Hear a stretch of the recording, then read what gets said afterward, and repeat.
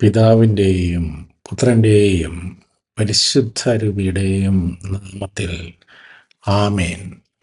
വീണ്ടും വചനവുമായി വരാൻ സാധിക്കുന്നതിന് കർത്താവിന് നന്ദി പറയുന്നു. ഇന്ന് നമ്മൾ വിചിന്തനം ചെയ്യുന്ന വചന ഭാഗം ജെറേമിയ പ്രവാചകൻ എഴുതിയ സുവിശേഷം 29-ാം അധ്യായം 11-ാം വാക്യം മുതൽ. കർത്താവ് അരുളി ചെയ്യുന്നു, നിങ്ങളെക്കുറിച്ചുള്ള പദ്ധതി എൻ്റെ മനസ്സിൽ ഉണ്ട്. നിങ്ങളുടെ നാശത്തിനല്ല, ക്ഷേമത്തിനുള്ള പദ്ധതിയാണത്. നിങ്ങൾക്ക് ശുഭമായ ഭാവിയും പ്രത്യാശയും നൽകുന്ന പദ്ധതി. അപ്പോൾ നിങ്ങൾ എന്നെ വിളിച്ചപേക്ഷിക്കും, എൻ്റെ അടുക്കൽ വന്ന് പ്രാർത്ഥിക്കും. ഞാൻ നിങ്ങളുടെ പ്രാർത്ഥന ശ്രവിക്കും. നിങ്ങൾ എന്നെ അന്വേഷിക്കും. പൂർണ്ണ ഹൃദയത്തോടെ അന്വേഷിക്കുമ്പോൾ എന്നെ കണ്ടെത്തും. ഞാൻ നിങ്ങളുടെ ഐശ്വര്യം പുനഃസ്ഥാപിക്കും. അപ്പോൾ കർത്താവ് പറയുന്നു, എനിക്ക് നിങ്ങളെക്കുറിച്ച് ഒരു പദ്ധതിയുണ്ട്. അത് നാശത്തിലേക്കുള്ള പദ്ധതിയല്ല, അത് പ്രത്യാശയിലേക്കുള്ളതും ഐശ്വര്യത്തിലേക്കുള്ളതുമായ പദ്ധതിയാണ്. നമ്മളെപ്പോഴും അല്ലെങ്കിൽ പലപ്പോഴും നമ്മൾ പുതിയ പദ്ധതികൾ അല്ലെങ്കിൽ പ്രോജക്റ്റൊക്കെ ആയിട്ട് വരുമ്പോൾ നമ്മൾ തന്നെ പദ്ധതി ഇടുന്നു. നമ്മൾ എന്നിട്ട് കർത്താവിനോട് സഹായം, അത് വിജയകരമാക്കാൻ സഹായം അഭ്യർത്ഥിക്കുന്നു. പക്ഷെ ഇവിടെ പറയുന്നത് കർത്താവിൻ്റെ പദ്ധതി അന്വേഷിക്കുക. നമ്മൾ എന്തു പദ്ധതി ഇട്ടാലും അത് കർത്താവ് നമുക്കായി ഇട്ടിട്ടുള്ള പദ്ധതിയുമായി ചേർന്ന് പോകുന്നതാണെങ്കിൽ, നമ്മുടെ രക്ഷയ്ക്ക് ചേർന്ന് പോകുന്നതാണെങ്കിൽ അത് വിജയിക്കും. നമ്മളിടുന്ന പദ്ധതികൾ കർത്താവിൻ്റെ പദ്ധതിക്ക് വിരുദ്ധമാണെങ്കിൽ കുറച്ച് നാളത്തേക്കൊക്കെ അത് വിജയിച്ചതായിട്ട് നമുക്ക് തോന്നും. പക്ഷേ ദ ലോങ്ങർ റൺ അത് നശിച്ചു പോകും. കർത്താവ് നമുക്കെല്ലാം താലന്തുകളായിട്ടാണ് നമ്മളെ സൃഷ്ടിച്ചിട്ടുള്ളത്. നമുക്ക് നിരന്തരം കർത്താവിനോട് പ്രാർത്ഥിക്കാം, അബ്ബാ പിതാവേ, അങ്ങ് ഞങ്ങൾക്ക് വഴി തെളിച്ച് തരണമേ. അപ്പോൾ ഈ ലോകത്തിൽ 70% പ്രോജക്റ്റുകളും ഫെയിലിയറാണ്. ഈ ഒരു കാര്യം നമ്മളെല്ലാവരും മനസ്സിലാക്കണം. അവരങ്ങനെ ചെയ്തു, ഇവരിങ്ങനെ ചെയ്തു, അവർ വിജയിച്ചു, അതുകൊണ്ട് നമുക്കും ചെയ്യാം. ഇങ്ങനെയുള്ള തോന്നലുകളുമായി കടമെടുത്തും കയ്യിലുള്ള പൈസയുമൊക്കെ ഓരോരോ പദ്ധതികൾക്ക് ഇറക്കിയാൽ, അത് പരാജയപ്പെട്ടാൽ നമ്മൾ കടക്കെണിയിൽ അകപ്പെടും. പദ്ധതികൾ തുടങ്ങുന്നതിന് മുമ്പേ കർത്താവിനോട് അനുവാദം ചോദിക്കുക. അബ്ബാ പിതാവേ, ഇതെനിക്ക് പറ്റിയ കാര്യമാണോ? ഇത് വിജയിക്കുമോ? ഞാൻ ഇതിനകത്തേക്ക് ഇറങ്ങട്ടെ. അങ്ങ് അനുവദിക്കുമെങ്കിൽ ഞാൻ ഇതുമായി മുന്നോട്ട് പോകാം. അല്ലെങ്കിൽ എനിക്കൊരു വാർണിംഗ് സൈൻ തരയണമേ. അപ്പോൾ നിരന്തരം കർത്താവുമായി നമ്മൾ കൺസൾട്ട് ചെയ്തുകൊണ്ടേയിരിക്കണം. അതുപോലെ പല പ്രോജക്റ്റുകളും നമ്മൾ തുടങ്ങുമ്പോൾ ഒരു പ്രോജക്റ്റ് ആയിരിക്കും, പക്ഷെ അത് മുന്നോട്ട് പോകും തോറും അതിനോടനുബന്ധമായ രീതികളിലേക്ക് നമ്മളത് മാറ്റേണ്ടി വരും.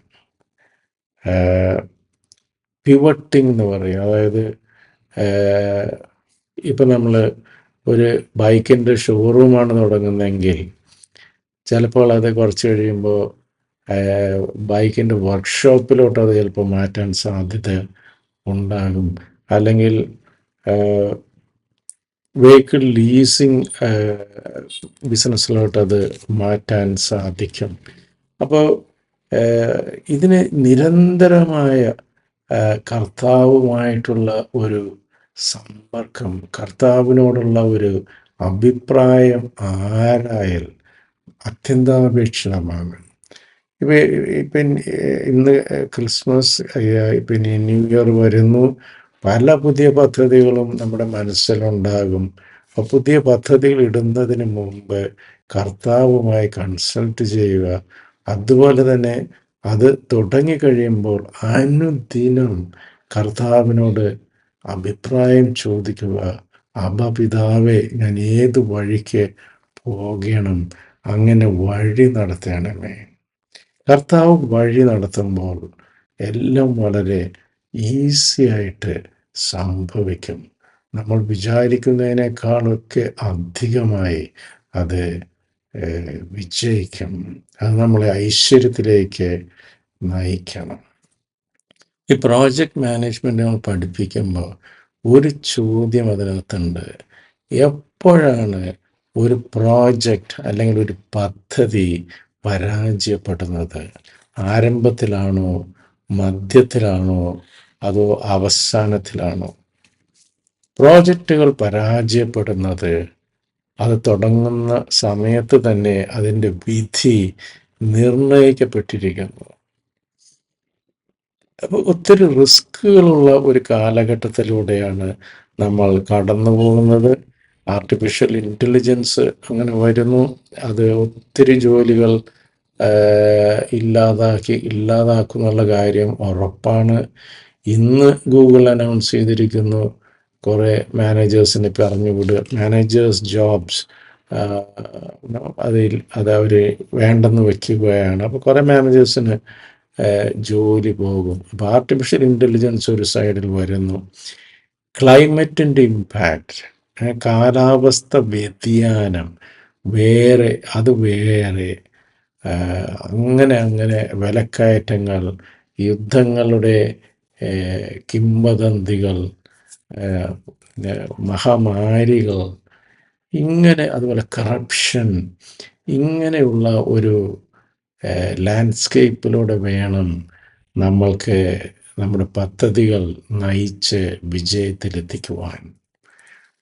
കർത്താവ് നമ്മുടെ കൂടെ ഉണ്ടെങ്കിൽ എല്ലാം നമുക്ക് എളുപ്പമാകും.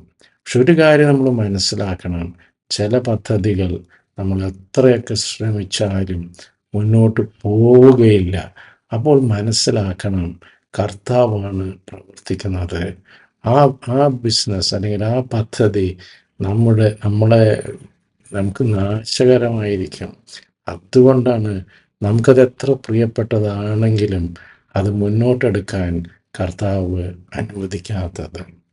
അപ്പോൾ ഒരു പുതിയ പദ്ധതി തുടങ്ങുമ്പോഴും നടത്തിക്കൊണ്ടിരിക്കുമ്പോഴും അനുദിനം കർത്താവുമായി സമ്പർക്കം പുലർത്തി കർത്താവിനോട് അഭിപ്രായം ആരാഞ്ഞ് പ്രാർത്ഥിച്ച് വിശുദ്ധിയിൽ ജീവിച്ചു വേണം നമ്മൾ മുന്നോട്ട് പോകാൻ. അപ്പോൾ നമ്മുടെ പദ്ധതികൾ ഫലമണിയും. ഈ ഒരു വിവേകത്തിലേക്ക്, ഈ ഒരു തുറവിയിലേക്ക് കർത്താവ് നമ്മളെ വിളിക്കുന്നു. കർത്താവിന് നമ്മളെക്കുറിച്ച് വലിയ വലിയ പദ്ധതികളുണ്ട്.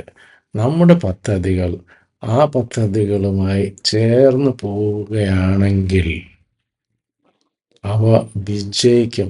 നമ്മൾ വിചാരിക്കുന്നതിനേക്കാൾ അധികമായി അവ വിജയിക്കും. ഇനി നമ്മളൊരു പ്രോജക്റ്റായിട്ട് മുന്നോട്ട് പോകുന്നു, അതിന് തടസ്സങ്ങൾ നേരിടുന്നു. കർത്താവിനോട് മുട്ടിപ്പായി പ്രാർത്ഥിക്കുമേ, എന്താണ് അബ്ബാ പിതാവേ ഇതിങ്ങനെ സംഭവിക്കുന്നത്? അപ്പോൾ കർത്താവ് ഒരു വഴി ഉണ്ടാക്കിത്തരും. ചിലപ്പോൾ അത് ക്ലോസ് ചെയ്യാനായിരിക്കും കർത്താവ് പറയുന്നത്. നമ്മൾ കേൾക്കണം. അത് ക്ലോസ് ചെയ്ത് കഴിഞ്ഞാലേ നമുക്ക് കുറച്ചും കൂടി നല്ല ഒരു പ്രോജക്റ്റ് കർത്താവുമായി ചേർന്ന് തുടങ്ങാൻ പറ്റുള്ളൂ. അപ്പോൾ ആക്സെപ്റ്റ് ദൈവത്തെ നമ്മുടെ ഒരു പാർട്ട്ണർ, എല്ലാ കാര്യത്തിലും നമ്മുടെ ഒരു പാർട്ട്ണറായി നമുക്ക് കൂടെ കൂട്ടാം. അവൻ നമ്മളെ നന്മയിലേക്ക് നയിക്കും. നമ്മുടെ പദ്ധതികൾ പൂവണിയും. ദൈവം നമ്മെല്ലാവരെയും സമൃദ്ധമായി അനുഗ്രഹിക്കട്ടെ. God bless. നിങ്ങളും എനിക്ക് വേണ്ടി പ്രത്യേകം പ്രാർത്ഥിക്കുമല്ലോ. ആമേൻ.